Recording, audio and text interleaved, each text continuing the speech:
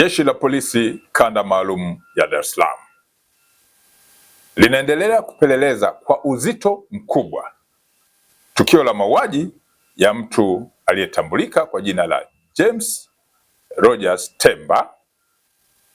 Huyu alikuwa ni mwanafunzi wa mwaka wa pili wa chuo cha usimamizi wa fedha yani IFM ambacho kipo jijini Dar es Salaam, ambaye mwili wake ulikutwa unaelea kwenye maji yaliyokuwa yanatiririka katika mto Msimbazi, eneo la Kipawa, Ilala, tarehe 30 mwezi wa 4 mwaka huu wa 2026, huku mwili huo ukiwa hauna kichwa.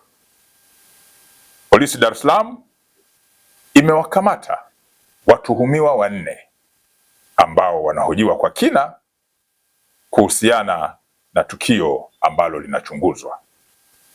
Watuhumiwa waliokamatwa na wanahojiwa ni pamoja na Steven Rogers Chaka, huyu ni mbungu, ana miaka 31, ni afisa maabara mkazi wa Hai mkoani Kilimanjaro. Amekamatwa pia mwanamke mmoja ambaye ametambulika kwa jina la Anna Frank Lema maarufu kama Happiness. Huyu ni Mchaga mwenye umri wa miaka 30, lakini ni mkazi wa eneo la Tabata Chang'ombe. Amekamatwa pia mtu aliyefahamika kwa jina la Twalibu Hamisi maarufu kama Mputo mwenye umri wa miaka 23, mkazi wa Kigogo Kati Kinondoni jijini Dar es Salaam. Amekamatwa mtu mwingine wa 4 ambaye ametambulika kwa jina la Michael John maarufu kama Tambali mwenye umri wa miaka 26. Huyu ni mkazi wa Kigogo Kinondoni jijini Dar es Salaam. Vipo pia baadhi ya vielelezo ambavyo vinachunguzwa kuhusiana na tukio hilo.